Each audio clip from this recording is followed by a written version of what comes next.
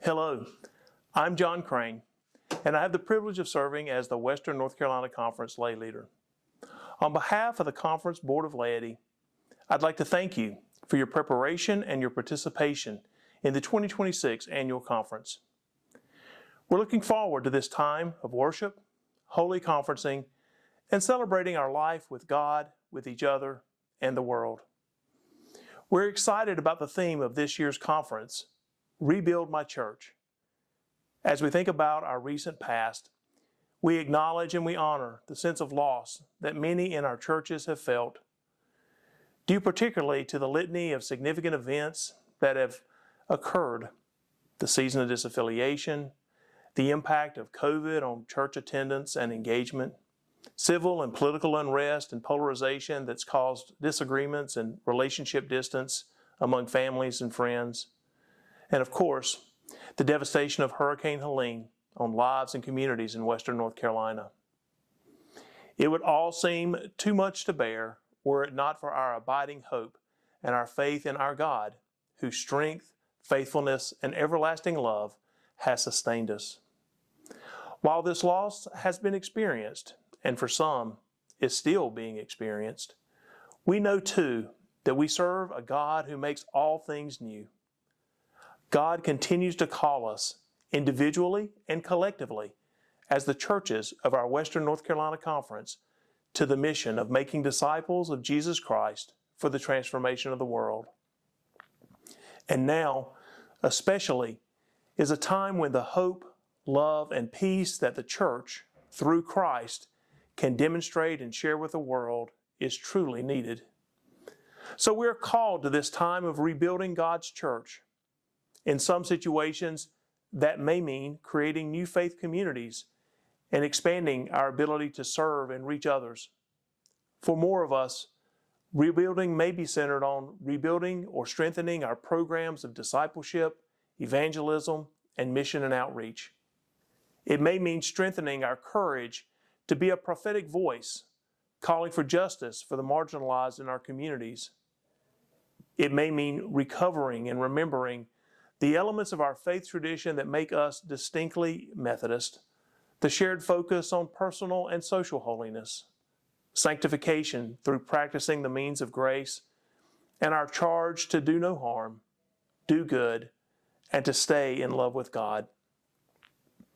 The Board of Laity is tremendously grateful for the many, many ways that the laity in our conference are serving God, their churches, and the community.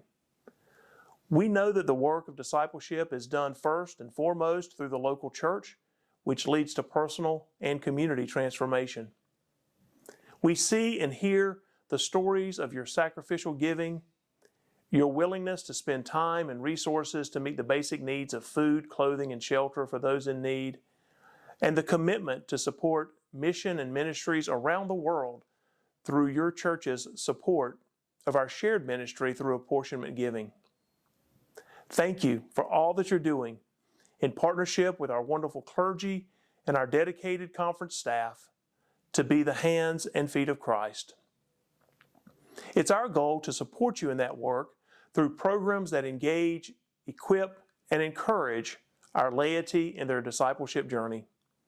We do that through leadership of the Lay Servant Ministry Training Program and through collaboration with ministries within our districts and the conference. It's a privilege to serve you as your Board of Laity, and I encourage you to reach out to any of us if you have ideas for ways that we can be of service. In closing, let me share with you a few things about this year's annual conference that you may find helpful. First, if this is your first time attending annual conference, I invite you to join our special webinar for first-time attendees that the Reverend Kim Ingram, our conference secretary, and I will be hosting on Monday, June 1st at 7 p.m. We'll share information to help you prepare for annual conference, and you'll have a chance to ask any questions that you have. Again, this year we're excited that the conference is offering several opportunities on Thursday, June 18th to help equip and engage our churches in the work of discipleship. There are a variety of pre-conference workshops taking place at Lake Junaluska between 1 and 3 p.m. that afternoon. These workshops are free, and are open to anyone who would like to attend, not just those who are official attendees to annual conference. So if your church is located in the broader Lake Junaluska vicinity, be sure to let others in your congregation know about these sessions and invite them to attend with you. Lastly, at 6:45 p.m. on Thursday evening, the Conference Board of Laity is hosting a laity session for annual conference in Stewart Auditorium at Lake Junaluska. Our focus will be on exploring the new vision statement of the United Methodist Church and equipping you with information and resources to help you share this information with your local congregation. Our featured speaker will be our conference evangelist, the Reverend Dr. Stephanie Moore Hand, and we'll have wonderful worship music provided by the choir from Charlotte's St. Mark's United Methodist Church.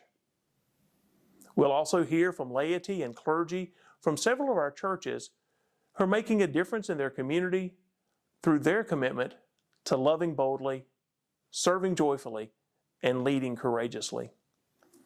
Information about each of these events and links to register are available on our conference website.